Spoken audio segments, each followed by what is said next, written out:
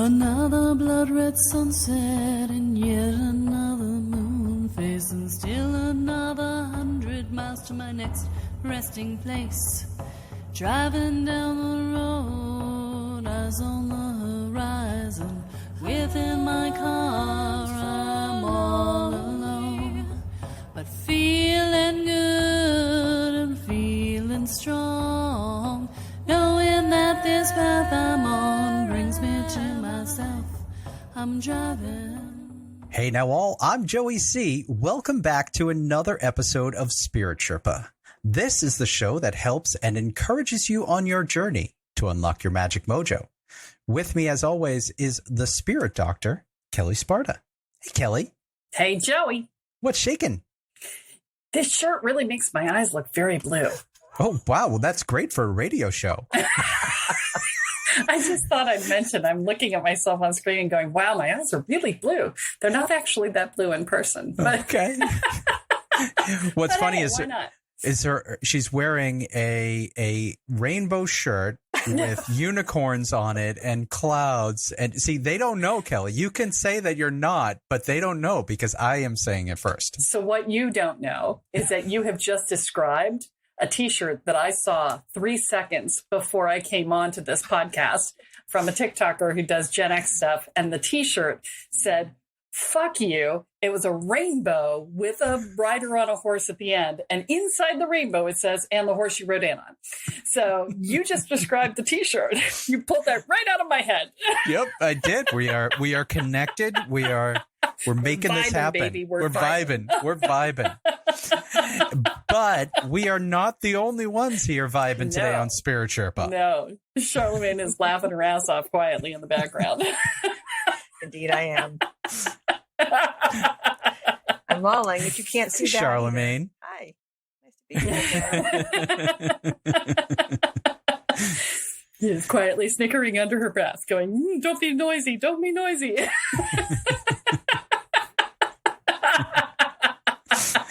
Well, welcome back. We are so happy to have you here. Thank you. As always, it's wonderful to be here with the both of you. And today, especially because we're going to talk about one of my favorite things in the whole wide world. Oh, in the whole wide world. What do we got today? The use of aromatics, particularly essential oils in Magick, and the origins of that, and how you too can harness the power and understand the potential of using them in your magic. So where does one start? Well, I'll give you a little history because I think that's important to understanding sort of how we come to this in terms of magic. So this started, as far as we can tell in recorded history, around 4500 BCE in Egypt. The Egyptians were all about utilizing aromatics. When you think about where that is in the world, it is a hot, hot place. If you think about lots of people being in a hot, hot place, you know that you might not want to smell that. So part of what brought the Egyptians, part of what brought the Egyptians into using essential oils was actually hygiene, not just for the scent, but also because many of the common plants that you can extract oil from in low-tech methods, which is what they had, are also antiviral, antibacterial. So they were also using them medicinally. As they did with honey. Exactly, as a preservative. And in fact, you can find honey extractions or honey-infused plant material, which also became very aromatic. And our ancient formulas that are still available to be read, not necessarily to be used, but one could make them if they could get their hands on them, which when I worked for the Museum of Fine Arts in Boston, as well as when I spent time at the British Museum, I made absolute certain to get these recipes, as many as I could, which is also part of what led me to the journey that I was on regarding creating or recreating ancient formulas. So we know that the ancients gave correspondences to nearly everything. Because of trade routes, the Egyptians ended up influencing the Greeks and the Romans and their use of aromatics as well, which had already begun but expanded dramatically because Egypt was where so much of this was taking place to the point where it became an art form. and they started offering up aromatics to their gods in their temples. So they would both put them on their bodies. They would blend them with all types of waxes and melt. You've often seen, maybe if you have hieroglyphics of people with these cones on their heads, but these are waxes infused with oils and aromatics. And so in the heat, if you can imagine this, it's kind of fascinating. In the heat, they would drip down into their hair, which was often wigs. And then they'd have tremendously, brilliantly scented wigs. And they would waft this oil far and wide. And so the priesthood also used these things, again, for cleansing. You'd cleanse. When we think about cleansing with herbs and things of smudging, they would do this with plant material, but also tremendously with resins and oils. So we know that this is also the hotbed of where use of things like frankincense and myrrh and dragon's blood and a whole host of resins comes from and was used, again, aromatically, magically. So when we think about modern use, as this came down in time through the centuries, it was refined to the point where then we made things like perfumes. But still, we are at this place of how are we distilling the plants and what are we doing with them? Brilliantly, an Englishman named Nicholas Culpepper, I'm just going to skip way ahead. Nicholas Culpepper in the 17th century started to categorize these things based on his research into ancient cultures and started to give them planetary correspondences. And so this is where we get the first books about how, for instance, you would say that frankincense was solar, dedicated to the sun. And this is where we start to really get them also categorized for medicine. So when medicine still had an esoteric component to it before it became the kind of science it is now, people would still medicate in alignment with what they thought the planets would be doing based in astrology and how astrology maps out on the body. And there's lots of information about that too. And so if you were sick and you, let's just stay with frankincense for a while, had a depression and you wanted to lift the spirits, you would think of things that were bright and light. So you would use things that were connected to the sun. You'd use frankincense. You would use orange. Orange is one of the most uplifting scents. And in fact, if you think about peeling an orange, it's hard to be sad.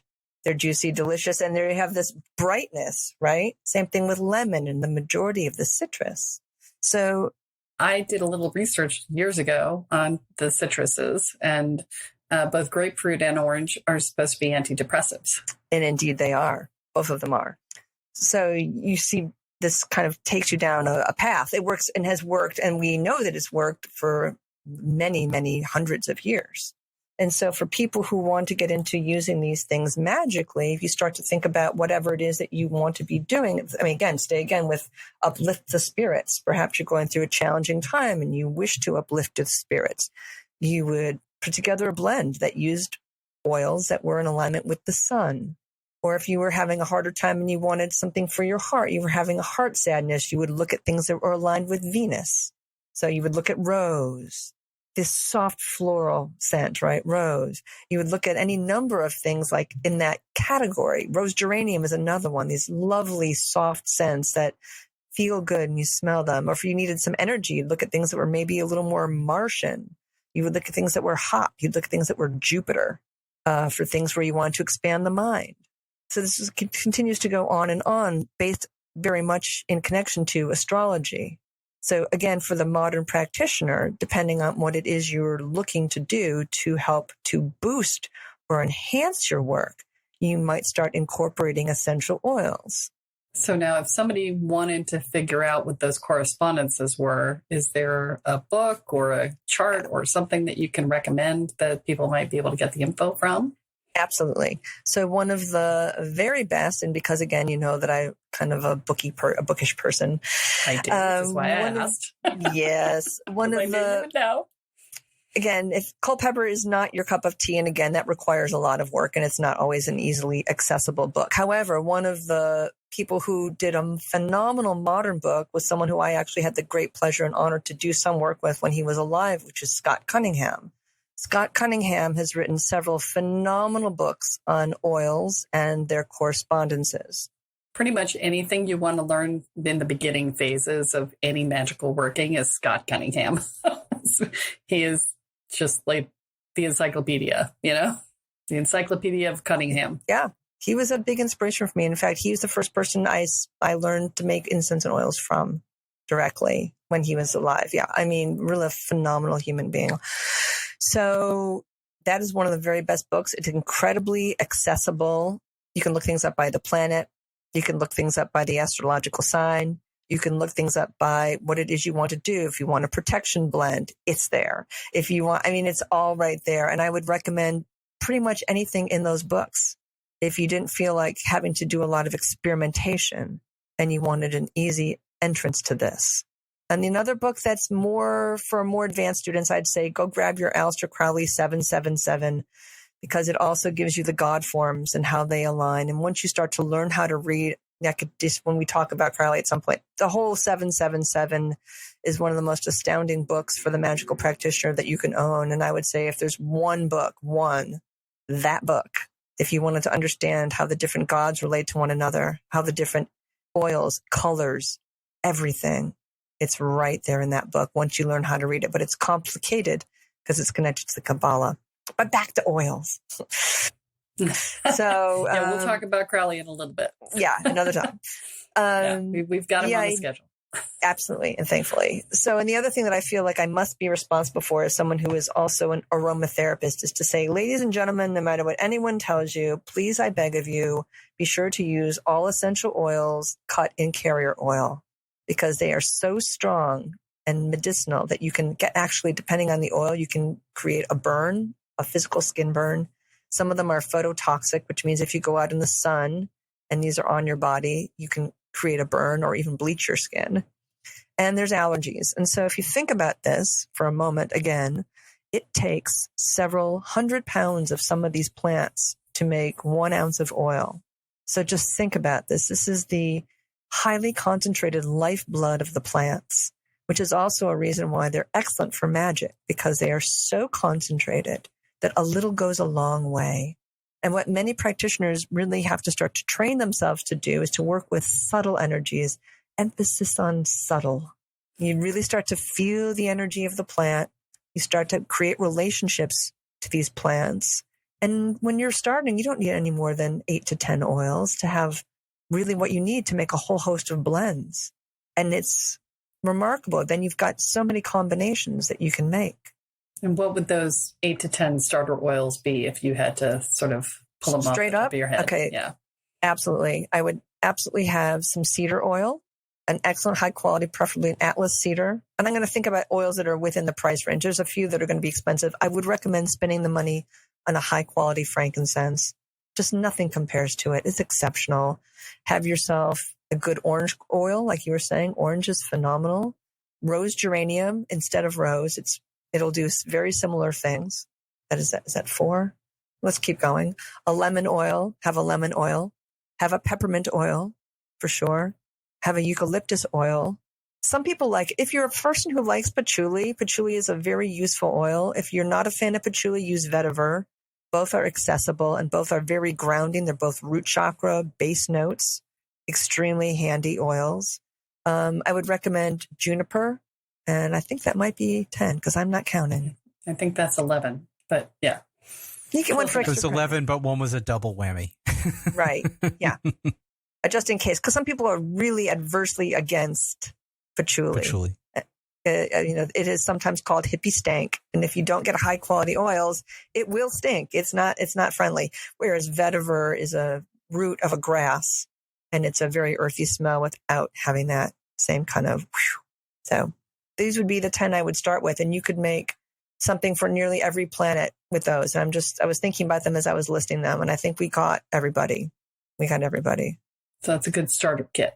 Is there a brand that you recommend versus another one? Or how does somebody know if they have a high quality oil? Excellent question. First of all, what you're looking for is if you're looking for oils, you want to make sure that it says on the label, pure essential oil. And part of the problem is in America, the labeling laws are not good. You're allowed to get away with a lot here. Anything that says fragrance oil, you do not want. It is not going to be an essential oil. It is literally a fragrance. That is not a real oil. There are several brands that are easy to get at grocery stores. So I'm going to list them and that are of quality, that are at least of a quality to begin with. You could start, most grocery stores have Oracacia. I know that they've got it in most Whole Foods. I know they've got it at Sprouts. I would highly recommend Simplers.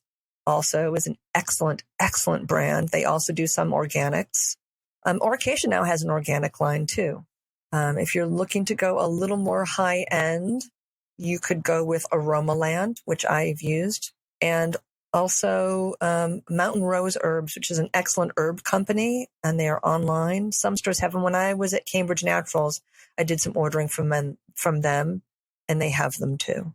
So that's a pretty good place to start, without breaking the bank. How important is it to go high end versus not?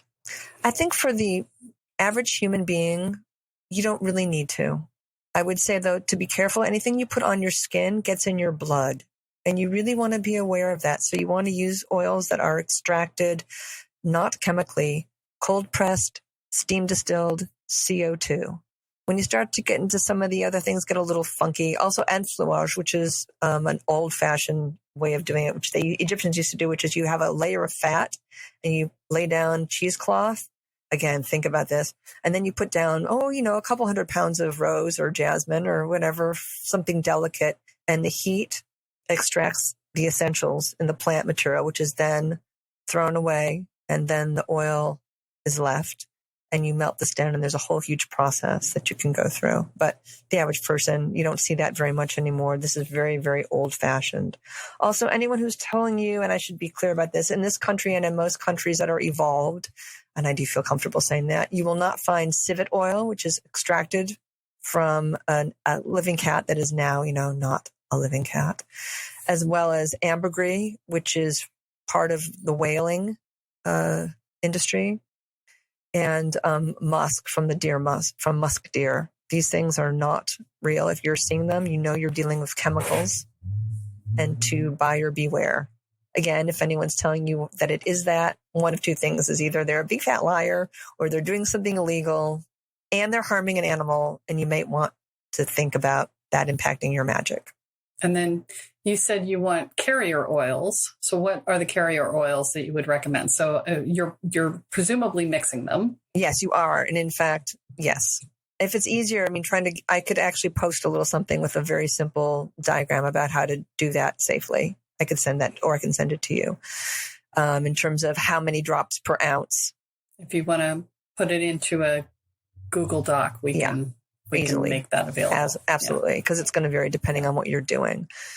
But I would say your highest quality carrier oils are going to be, in order of the best, jojoba oil is your very best carrier oil. It is more expensive, and there is a reason for it. It is an oil that comes from a seed. It has a natural occurring vitamin E, which acts as a natural preservative. It is your very best carrier oil. It is skin friendly. Most people can handle it on their skin, and it's very easily extracted, generally a cold press. So it's easy.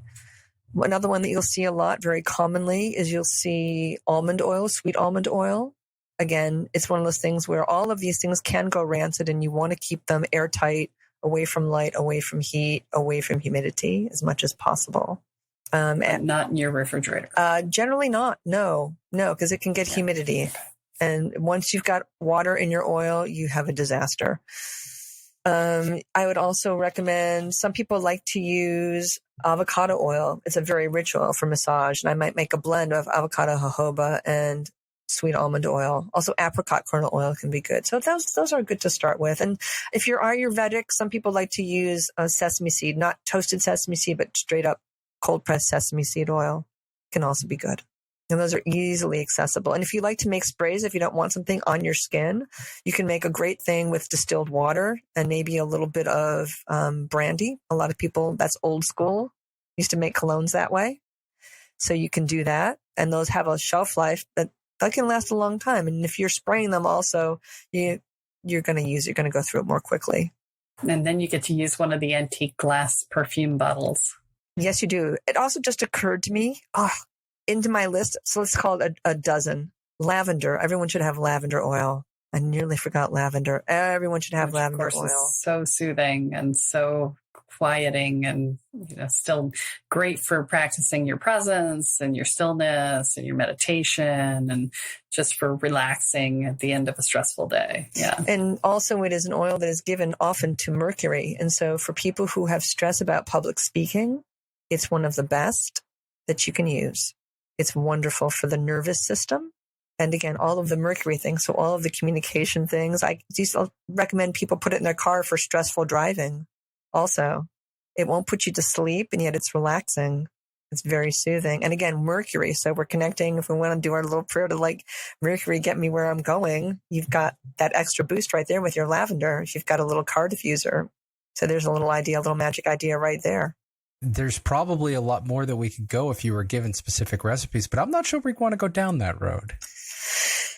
It's something where if people were interested and we were having a discussion, I could certainly, again, if you wanted to have a discussion in the Spirit Sherpa group, I could pop a few things in there for people. I'd be more than happy to. Yeah. That would be fantastic. And maybe we can work out something where you could maybe go live and talk about their herbs. Yeah, I could do that in the group. Yeah, I could do that. Yeah, where people could ask questions in real time. Absolutely. Yeah, we could arrange that. That might be good. That'd be fun. Right. So, and so if you're not in the group, the Spirit Sherpa Podcast group in Facebook, if you go searching for it, that's how you find it. Yeah, and it is also in the show notes every week, so you can get the links there and go and join and have fun. And maybe see a live Facebook Live on oils and aromatherapy. Mm-hmm. Yeah.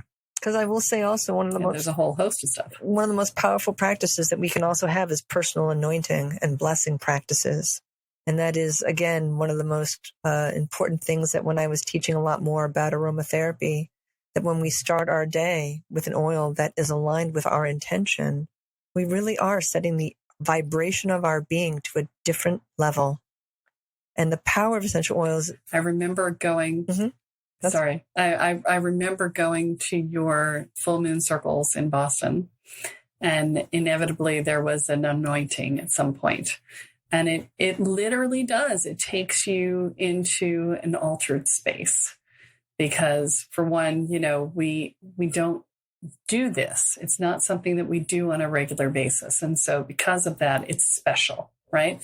And anytime you have something that is unique to a specific environment, it becomes anchored through neurolinguistic programming to that environment. And so when you're in this alternative space and you do anointing, then the act of anointing takes you into the alternative space, right? It becomes married. They become married together.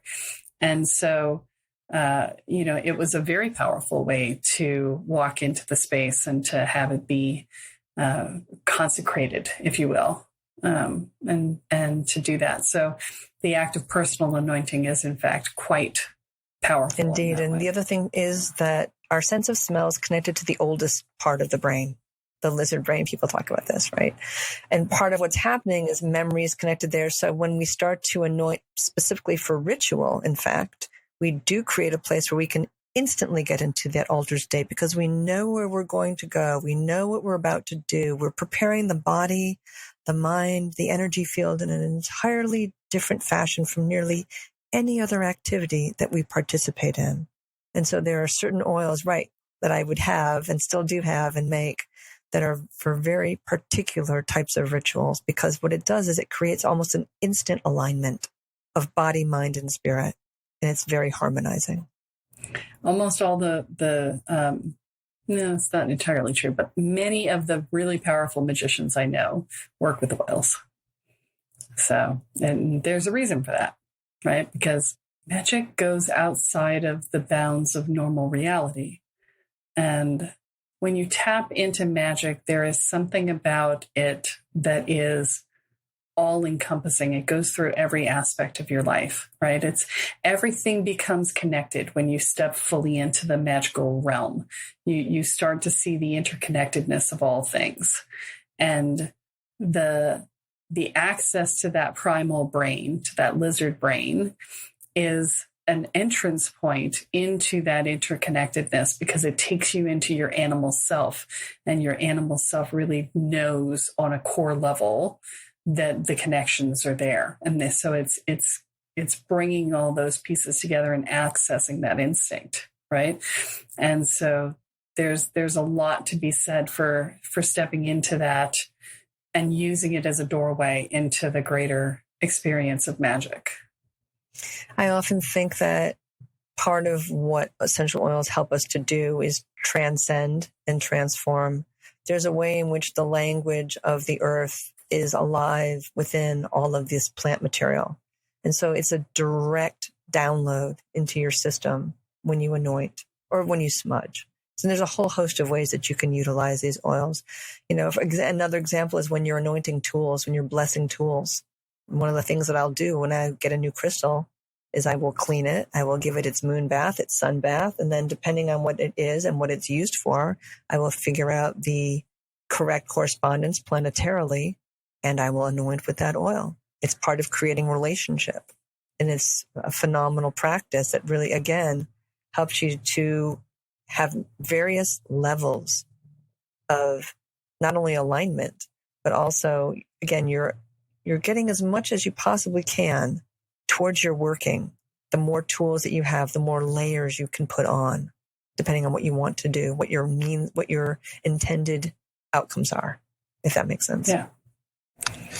That is very, very cool. Well, this has been wonderful as always, Charlamagne. Thank you so much.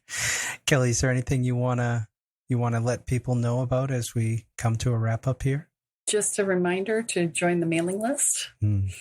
So go to kellesparta.com and join the mailing list, because you get a reminder of all the podcasts in case you missed them. You also get any articles that have been published over the previous month. You get a whole host of additional materials, when I get so I've been doing interviews on other people's podcasts and things like that. And so you get all those links as well. And, anytime once we get back to actually doing retreats, you'll get notified of the retreats. And occasionally I send out, hey, this is, important for you to know, pay attention sort of emails. I don't spam people. In fact, you're lucky to get one a month from me. So you don't have to worry about it's a heavy duty mail process, because it ain't. So, but please join the mailing list and come and join the podcast Facebook group, and please share and rate the podcast and leave comments so that other people can find it. We really appreciate that. Excellent. Oh, perfect. Well, this has been awesome. Kellyism as we head out here. Behold, there is magic all around you. And that's not mine. That's Abigail Spinner. And if you haven't looked up that song, you should. It's amazing. Fantastic. Well, I think it's Behold, there's magic all around us, so that you find it. It's one of those. I always say you, but it's us. Yeah. Perfect. That is all that we have for this week. But be sure to join us next time as Kelle adds another chapter into your guide to energy, magic, and the spirit world. I'm Joey C., here with Kelle Sparta and Charlamagne Tremont, and you have been listening to Spirit Sherpa. So long, everyone. Bye. Bye. Thank you. Loving you and knowing you, share without condition. Each mile I travel over 13,000 now. Spirit Sherpa is the sole property of Kelle Sparta Enterprises and is distributed under a Creative Commons BY-NC-ND 4.0 license. For more information about this licensing, please go to www.creativecommons.org. Any requests for deviations to this licensing should be sent to kelly@kellesparta.com. To sign up for or get more information on the programs, offerings, and services referenced in this episode, please go to www.kellesparta.com. This episode of Spirit Sherpa has been produced by Honu Voice Productions, with post-production by Christopher Wright. Into my home and my life.